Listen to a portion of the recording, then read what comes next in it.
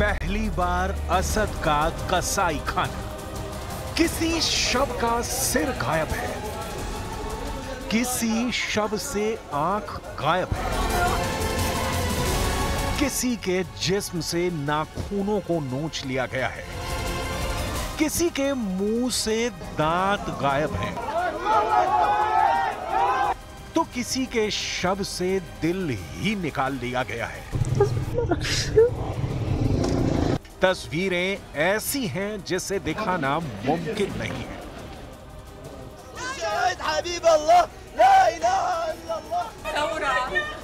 कोई रो रहा है, कोई चीख रहा है,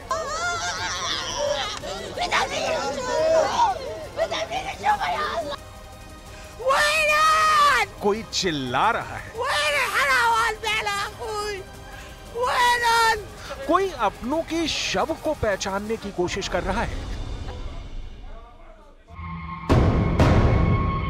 क्योंकि अपनों के शव को भी नहीं पहचान पा रहे हैं लोग। शव इतने क्षत विक्षत हो चुके हैं कि उन्हें पहचानना तक मुश्किल है। ये सीरिया की सदनाया जेल है, जहां असद का विरोध करने वालों की सिर्फ सांस चलती थी। उनके शरीर के साथ ऐसा टॉर्चर किया जाता था कि वो जिंदा होते हुए भी मुर्दा बन जाते थे।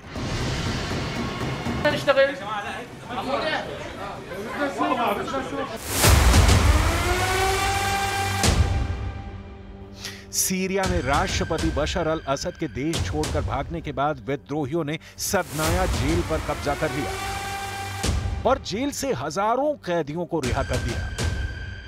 लेकिन दावा है कि अभी तक विद्रोही असद के उस अंडरग्राउंड टॉर्चर सेल तक नहीं पहुंच सके हैं जहां जिंदा कैदियों को भी दफना दिया जाता था। विदेशी मीडिया के मुताबिक जेल में जमीन के नीचे कई सेल मौजूद हैं, जिन्हें सिर्फ सीसीटीवी कैमरों के जरिए ही देखा जा सकता है। इन पर इलेक्ट्रॉनिक दरवाजे लगे हैं, जिनका कोड किसी को नहीं मालूम। लोगों को यह भी नहीं मालूम कि सेल के दरवाजों तक पहुंचा कैसे जाए। एमनेस्टी इंटरनेशनल के मुताबिक बशर अल असद ने अपने खिलाफ आवाज उठाने वाले लाखों लोगों को सदनाया जेल की काल कोठरियों में ठूंस दिया था। रिपोर्ट के मुताबिक इस जेल के स्लॉटर हाउस यानी बूचर खाने में कैदियों को 72 से ज्यादा तरह से टॉर्चर किया जाता था। कैदियों को तड़पा कर मारने के लिए सदनाया जेल में एक आयरन प्रेस थी।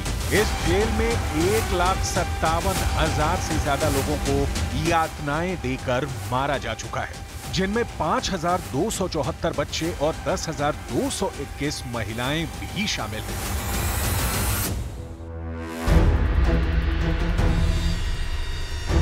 असद के देश छोड़कर भागने और सदनाया जेल पर विद्रोहियों के कब्जे के बाद हजारों सीरियाई लोग सदनाया जेल पहुंचे।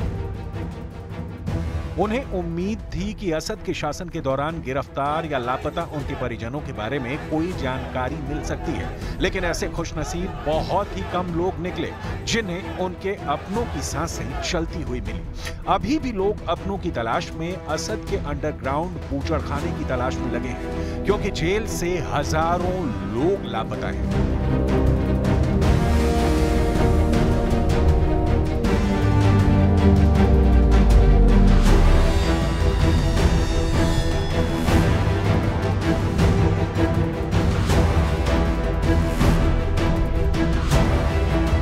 There were reports of about 400 people that were released on the first night after the fall of the capital Damascus, but not anywhere near the thousands of people who are here come looking with their own hands, digging with their own shovels, and rescue teams who have been looking underground for any sign of a dungeon underground where these thousands of detainees may be.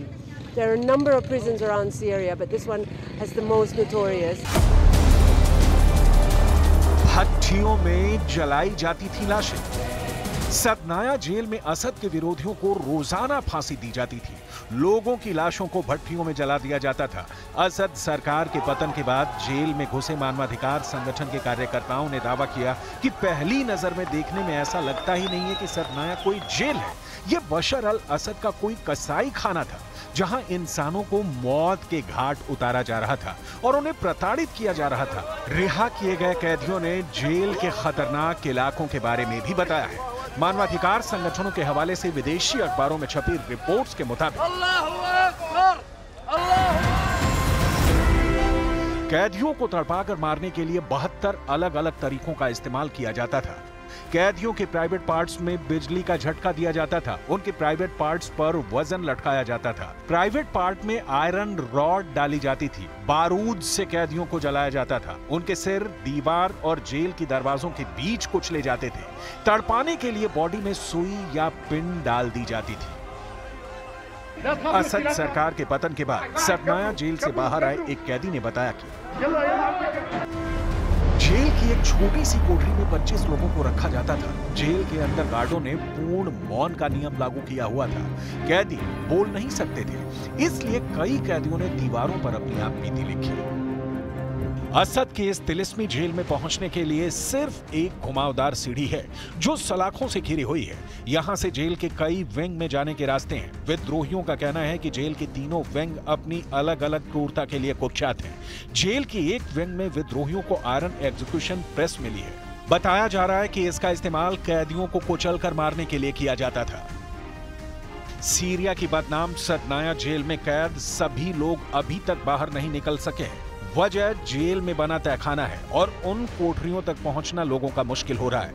कुछ कैदियों को दीवारें तोड़कर निकाला गया है। जो कैदी ढूंढ लिए गए हैं उनमें से कोई ठीक से चल नहीं पा रहा है तो कोई सब कुछ भूल चुका है। सीरिया के लोगों के साथ वहां का civil defence group the White Helmets भी इस सर्च ऑपरेशन से जुड़ गया है।